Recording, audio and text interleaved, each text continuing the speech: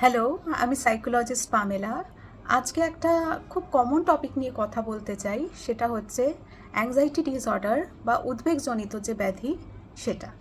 তো এই anxiety disorder অনেক রকমের হয়, যেমন separation anxiety, social anxiety, phobia, panic attack. তো এর মধ্যে আজকে আমি জিএটি বা জেনারেলাইজ অ্যাংজাইটি ডিসঅর্ডার নিয়ে কথা বলবো, যেটা হচ্ছে ফ্রি ফ্লোটিং অ্যাংজাইটি। আমাদের মনে হয় যে আমাদের দুশ্চিন্তাগুলো একটা মেঘের মতো ভেসে বেড়াচ্ছে আমাদের আশেপাশে, এবং তখন আমরা কি আমাদের ডে টু ডে লাইফে প্রত্যেক মুহূর্তে কিন্তু একটা নেগেটিভ থিঙ্কিং, একটা উদ্বেগ কিন্তু ফিল করি। যেমন ধরুন, একজন ব্যক্তি একদিন ট্রেনে যাচ্ছিলেন এবং হঠাৎ করে অসুস্থ হয়ে পড়লেন। সেই সময় তাকে মুখে জল টল দেওয়া হলো, দিয়ে তাকে সুস্থ করা হলো। তো তিনি ইন ফিউচার বারবারই ভাবছেন যে আমি বোধহয় আবার ট্রেনে উঠলে আমার এই একইভাবে দম বন্ধ হয়ে যাবে, শ্বাসকষ্ট হবে, কিংবা আমি সেন্সলেস হয়ে যাব, তখন আমার কি হবে। এই যে তখন আমার কি হবে, এই একটা অনিশ্চয়তা, ফিউচার নিয়ে একটা সবসময় একটা ব্ল্যাঙ্ক থাকা, যে কি হবে কি হবে, যদি আমি মরে যাই তাহলে কি হবে, যদি আমি পরীক্ষায় খারাপ রেজাল্ট করি তাহলে কি হবে, যদিও আমাকে ছেড়ে চলে যায় তাহলে কি হবে, আমার জীবন তো পুরো অন্ধকার, কিছুই করার নেই আমার। তো এই যে একটা অসহায়তার অনুভূতি, এবং সেখান থেকে আমাদের এগুলো আরও মনে হতে পারে যে কেউ বাড়ির বাইরে আছে, তো বারবার তাকে ফোন করা, যেহেতু আজকে বাইক নিয়ে বেরিয়েছি কি হবে, ও তো বাসে যাচ্ছে, বাসে যদি ওর কিছু হয়ে যায়। তো এটাই হচ্ছে জেনারেলাইজ অ্যাংজাইটি, যে সবসময় একটা অ্যাংজাইটির মধ্যে থাকা। এবার ক্লায়েন্টরা অনেক সময় বুঝে উঠতে পারেন না যে এটা তার মধ্যে অ্যাংজাইটি সৃষ্টি করছে।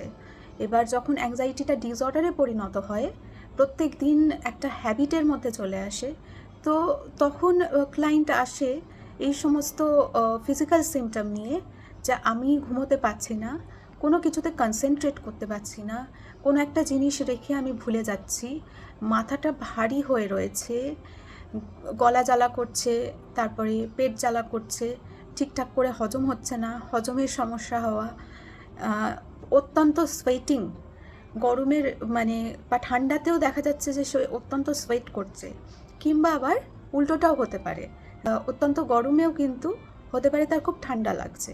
এই ক্ষেত্রে প্রথমে আমরা যে সমস্ত ফিজিক্যাল যেসব সিমটমের ক্ষেত্রে আমরা সুগার, প্রেশার, থাইরয়েড, এই সমস্ত প্যারামিটার্সগুলোও কিন্তু ডক্টররা দেখে নেন, এবং যখন দেখেন যে সব কিছু নর্মাল আছে, এবং আমরা যখন আমাদের কাছে যখন ক্লায়েন্টকে কাউন্সেলিংয়ে পাঠান, তো তখন আমরা দেখতে পাই যে তার কিন্তু একটা অ্যাংজাইটির বিষয় রয়েছে, এবং টেস্টিংয়ের মাধ্যমে সেই অ্যাংজাইটির লেভেল কতটা সেটাও কিন্তু আমরা মেজার করতে পারি। এবং তার অ্যাংজাইটির সাথে যেটা সবচেয়ে বেশি আমরা পেয়ে থাকি কোমরবিড কন্ডিশন, সেটা হচ্ছে ডিপ্রেশন। এই যে একটা জায়গা যে যদি এটা না হয় তাহলে কি হবে, বা যদি আমি অসুস্থ হয়ে পড়ি তাহলে আমাকে কে বাঁচাবে, এইখান থেকে কিন্তু অ্যাংজাইটির উদ্বেগগুলো হয়। তো এবার এই অ্যাংজাইটির কিভাবে ট্রিটমেন্ট করা হয় না, ফিজিক্যাল সিমটমগুলো যাতে রিডিউস হয়, এবং বারবার যাতে এই চিন্তাগুলো মাথায় না আসে, তো সেই জন্য সাইকিয়াট্রিস্টরা মেডিসিন প্রেসক্রাইব করেন, এবং আমরাও সাইকোলজিস্টরা থেরাপির মাধ্যমে কি করি, যে এই অ্যাংজাইটি কমাবার চেষ্টা করি। এবং এই ক্ষেত্রে মেডিকেশন এবং থেরাপি কম্বাইন করে দিলে কিন্তু পেশেন্টের মধ্যে হিউজ ইমপ্রুভমেন্ট নোটিস করা হয়।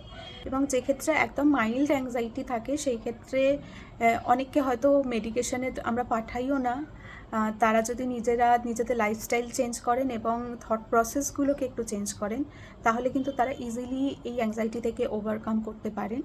তো আপনাদের যদি অ্যাংজাইটি রিলেটেড আরও কিছু জানার থাকে তাহলে আমাকে কমেন্ট করবেন, বা আপনাদের কোনো এরকম যদি এক্সপিরিয়েন্স হয়ে থাকে এই ধরনের অ্যাংজাইটি রিলেটেড, সেটাও কিন্তু আমাকে আপনারা শেয়ার করতে পারেন।